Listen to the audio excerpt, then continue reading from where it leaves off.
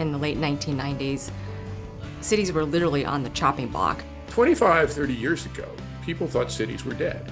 There really wasn't an entity that was doing serious, deep research and applying that research to policy, not just in Washington, but extensively across states and metropolitan areas throughout the United States.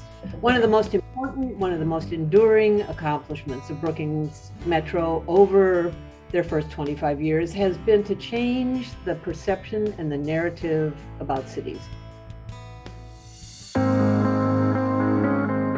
Brookings created some really innovative policy. When they came out with the idea that you should look at metros and cities, this was kind of a new concept. Brookings has been there at each one of our critical points as a city when we've asked the question, where are we going? And more importantly with Brookings, how are we going to get there? Brookings Metro really, I think, insists upon developing a terminology and a way of looking at opportunities and challenges that people can not only understand but do something about. It's the Brookings Metro data collaboration that enables metro areas across this country and even federal lawmakers such as myself to make decisions that will be successful.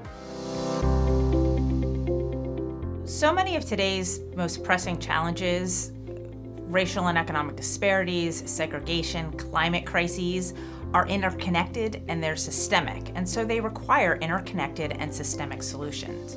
We recognize that it takes a holistic approach, and we've got to make sure that we have strategies that bring all of those elements together at once. The complexities of what Brookings has had to navigate over the last quarter century are just almost beyond comprehension. And so I tend to think that its contributions have largely been in the way it works. Brookings Metro has long served as a kind of safe harbor where policy professionals, elected leaders, practitioners can actually come together. When KC Rising started, the feeling was that business leaders should sort of stick to things like traded sectors and entrepreneurship and human capital.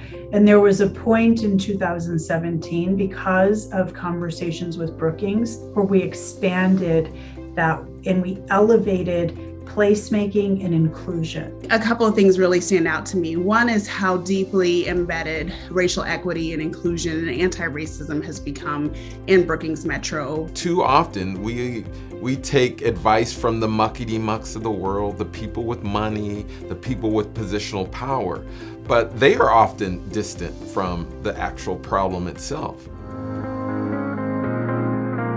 What we do is really a reflection of the people that we're trying to reach. So I think we try to think about the economy and society and politics from the standpoint of local leaders. It's hard to remember a time in Fresno where we weren't aided by Brookings Metro in our pursuit to become a more vibrant economy and a more inclusive place. Crucially, Brookings Metro helped us make a strong data-driven case, one that brought leaders from business, government, and the community together on issues that might have otherwise divided us. There have been a lot of key moments for us in sort of our growth as an organization, and time after time, there's been a Brookings Metro connection to that moment. I can't imagine having been on this journey to unleash the power of cities and metros without Brookings at our side. More so than anything, I think the Brookings network helps us feel like we are not alone. Not only do we have an opportunity to learn from one another, but we also force each other to take bolder steps in our own communities. In the years ahead, Brookings Metro is going to double down on action, but it's not enough for local solutions to stay local. We need those solutions to mean more. And so the second thing we're going to do differently is to make sure that we scale those ideas nationally through the power of networks and through the power of state and federal policy. The next era for Brookings will be perhaps its most powerful.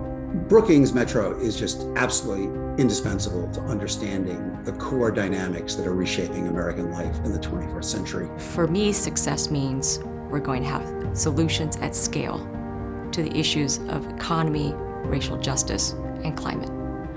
and that our local leaders now have the capacity, the policies, and the networks to achieve the vision that they aspire, which is that every community can be prosperous, just, and resilient, no matter its starting point.